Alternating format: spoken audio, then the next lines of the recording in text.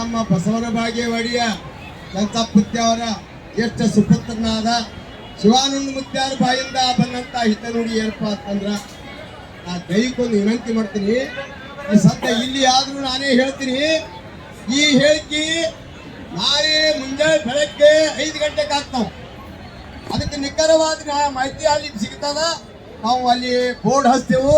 ಇಲ್ಲಿ ಏನು ನಮ್ಗೆ ಹೇಳ್ತಾರಪ್ಪ ಅಂದ್ರೆ ಮುತ್ಯಾರು ಒಂದನೇ ನುಡಿ ಏನ್ ಹೇಳ್ತಾರಪ್ಪ ಅಂತಂದ್ರ, ಕುರ್ತ ಹುಬ್ಬಿ ಹುತ್ರಿ ಮಳಿಗೆ ಮಂಡಿ ಕಡ್ಸಿರಿ.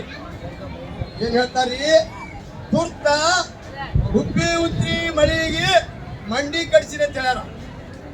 ಎರಡನೇ ನುಡಿ ಏನ್ ಹೇಳ್ತಾರಪ್ಪ ಅಂತಂದ್ರ, ಹಸ್ತ ಚಿತ್ತಿ. ಏನ್ ಹೇಳ್ತಾರ್ರಿ?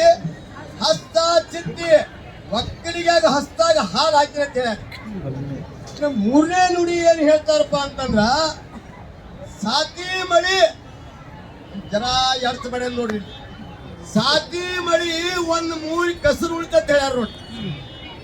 ಇನ್ನು ನಾಲ್ಕನೇ ನುಡಿ ಏನ್ ಹೇಳ್ತಾರಪ್ಪ ಅಂತಂದ್ರ, 10 ಕಾಳಿನಲ್ಲಿ ಬಿಳಿಕಾಳು ಮೇಲೆ ಹೇಳ್ಯಾರ. ಏನ್ ಹೇಳ್ತಾರ್ರಿ? 10 ಕಾಳಿನಲ್ಲಿ ಬಿಳಿಕಾಳು ಮೇಲೆ ಹೇಳ್ಯಾರ. ಇನ್ನ 5ನೇ ನುಡಿ ಏನ್ ಹೇಳ್ತಾರಪ್ಪ ಅಂದ್ರ, ಹತ್ತಿ ಸಾಲಾಗ ಅಮೀನಿ ಒಗದಿನ ಹೇಳ್ತಾರ. ಇನ್ನ ಒಕ್ಕಲಿಗ ಚಿಂತೆ ಮಾಡಬೇಡ, 4 ಮೂಲಿಗೆ ಜಾಗಿ ಕಟ್ಗಳು ಹಾಕೊಂಡು ಮೂಲಿ ಮೇಲೆ ನೀನು ತಿಂದಿನಿ ಅಂತ ಚಿಂತೆ ಮಾಡಿಬಿಡ್ತಾರೆ. ಈಗ ಯಾವ ನಮ್ಮ ಬಸವಣ್ಣವ್ರು ಕುದುರಾದಂತ ಶಿವಾನಂದ ಮುತ್ಯಾರು ಈಗ 5 ನುಡಿ ಹೇಳ್ಯಾರಿ, 6 ನುಡಿ ಹೇಳ್ಯಾರ.